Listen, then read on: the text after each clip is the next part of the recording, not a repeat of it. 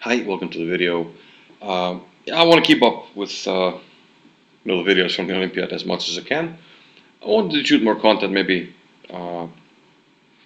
near the playing site, and I'll try to do that in the last few rounds. But so since last time we've had the fifth and sixth round and the infamous Bermuda party. But what happens at the Bermuda party stays at the Bermuda party, so you will not getting any juicy stories from that here. But yeah, I want to look at some games from the fifth and sixth round. And the talk of the tournament so far has been the performance of, well, especially Gukesh from India, but also Abdusattorov from Uzbekistan. Here's a very nice win from Abdusattorov in round 5. I'm just going to go quickly over this, just to show you, his crossing style a little bit. He has the white pieces. His opponent, Jerguš Perchak from Slovakia, strong player, 2594. But in this game, he's made to look like, well, not that strong, let's just say that. Abdusattorov played the Ru Lopez, bishop e5, knight g2 e7, the Cosio defense. Kind of a secondary line that still gets played from time to time by black. d4 by Abdusattorov, takes, bishop e7, and now we inflict these double pawns on black and retreat the bishop. So it goes to a4, I guess that's to discourage an early d5, because then we will take and the c6 pawn will be pinned. So black castles, knight c3, and now rook b8, rook e1, d6. So white keeps the better structure here. Still nothing much to be super glad about, but it's something to work with. Knight to f4. Now if we push here, obviously we take the bishop and then take the pawn c4. But there's a trade, but this opens up an attack on this weak pawn here. Black figures he can safely protect it with knight c6. c3, strong positional move, taking control of some squares here like d4 and b4, and also shutting the diagonal of this bishop. a5, knight d5. And now white is more or less playing for the weakness of the light squares, and his knight is going to find a beautiful home on d5 or c4, depending on what's going on in the position. The rook a8, rook a4, signaling that he wants to increase the pressure on this pawn. Also, we're protecting this pawn, which could be useful. Knight e5 and bishop f4. And here, Abdusattorov goes for a trade, and this is very often when how stronger players win against weaker players. They get their desirable trade. Now black allowed it. I'm not sure if he could have avoided it, but it seems like the play from here is pretty one-sided. Queen c2, c6, at least taking away the d5 square, but this weakens, on the other hand, the pawn on d6, and gives white the very good c4 square for his knight, which he now takes. There's counterplay on the b3 pawn, but white's going to take the d6 pawn, and that means the c4 square is his forever. And after these trades, and knight c4, black is not down any material, but positionally, he's just being crushed. The knight on c4 is beautiful, protects the pawn on b2, that's the base of the pawns, and the pawns keep the bishop bad. White can win the pawn on a5, at his leisure. He can even improve the position first, bring the king, he can push the bishop away, then win the pawn, and these pawns here over on the c file are just going to be sitting ducks. So simple but crushing positional win by Abdusattorov, very nice. Now let's see if we can get another game going. Let's go with a tactic here that Jordan van Forest played in round 6 actually. So we're moving down. Well, why isn't this happening for me?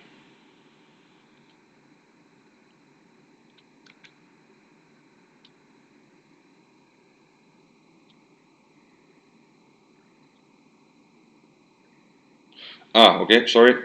My bad. Yeah, don't really time to edit, sorry about that, so this will have to do. A very nice finish here by Van Forest. This is in round 6. Georgia against the Netherlands.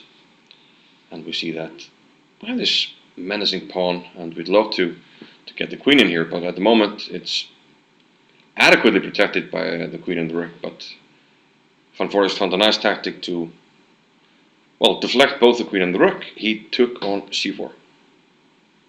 And this is just devastating. If you take with the queen in the game, you took with the rook, but if you take with the queen, now you lose control over this check, and the queen will come in. You mate. And in the game, rook takes c4, but rook d1. And this deflects the queen, so now both heavy pieces have been deflected, and mate is incoming on f2.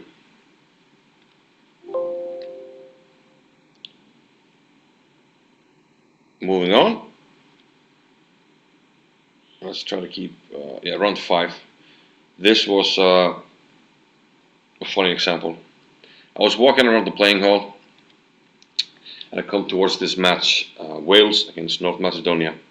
So Gregor's Tocek with white for Wales against Swanko Stanojoski from North Macedonia. He will incidentally play Magnus Carlsen now in the 7th round. But here in the 5th round, he was in trouble because white is winning.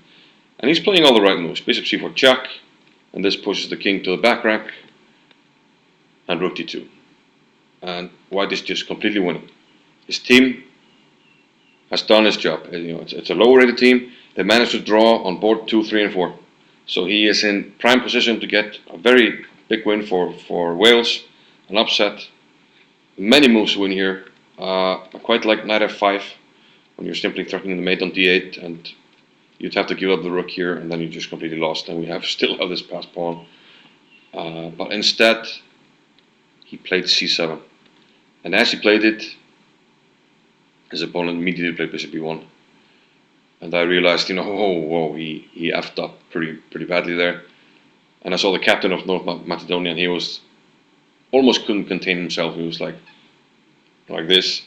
And in seeing that, I kind of had the same reaction, and I had to walk away, not to just burst out laughing, because black is saving the game. He's going to get the perpetual, and the game ended like this: king a1, bishop d3 jack, etc. And the point is that the king can't run, because it's absolutely disgusting how the king is boxed in here, and actually you would lose like this because you would get mated. You can only interpose the bishop and the rook, and then you just get mated.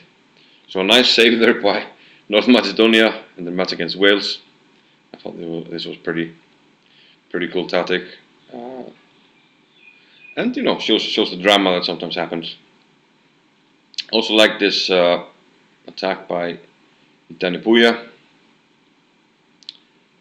He was attacking against the Vahap Sanal from Turkey, and he found a nice sacrifice here. He took on f6, sacrificing a piece, not the queen, sacrificing a piece to move the queen in here, queen f7.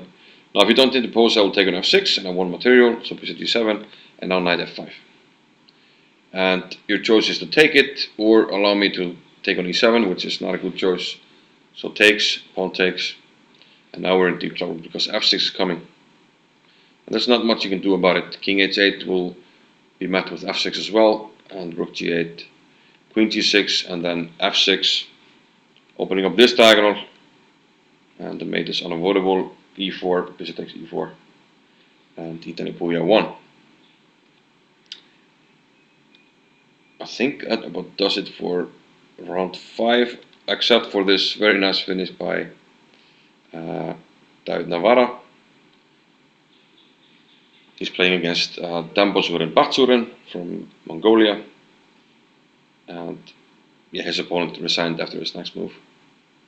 I saw this as a tactic online for a few minutes. I was like, well, a few minutes, well, close to a minute. I didn't find it. I was like, well, there, no.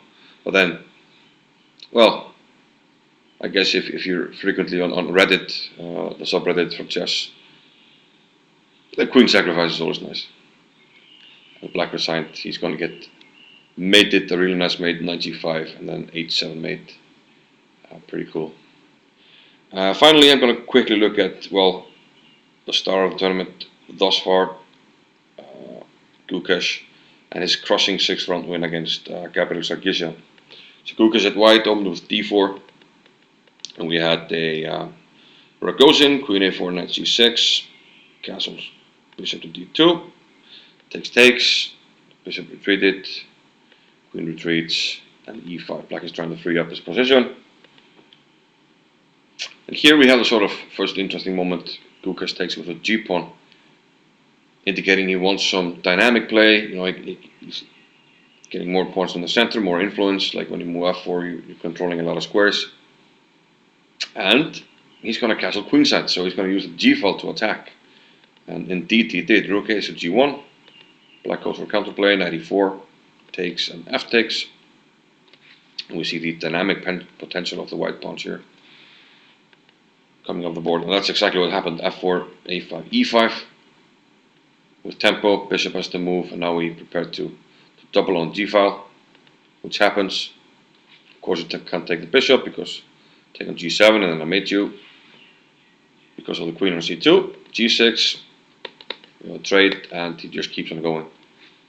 Now you can't take the pawn because I will attack your queen with tempo, and then everything will open up. So black tries to keep it closed for now, but e6 trying to rip it open. King to the corner and king b1.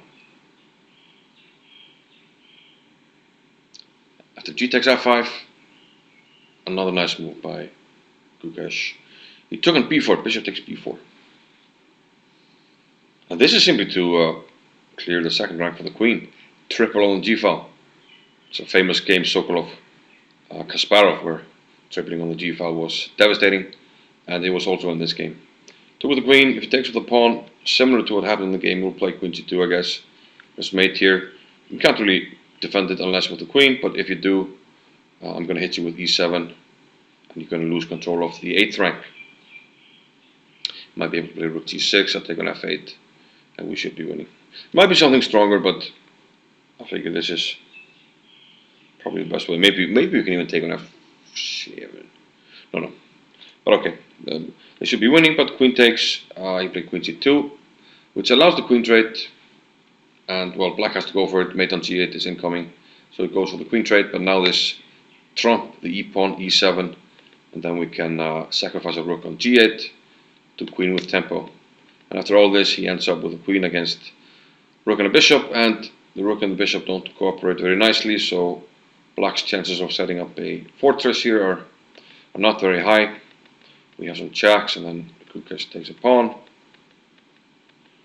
and this win was quite flawless. Gets another pawn, yet another pawn with check, king f8, and queen b4, and Sarkisian finally had enough. And the geometry of the final position is actually quite nice, because if you go to the g-file, I give this check and win this rook, and if you go to e8, I will give this check and also win the rook.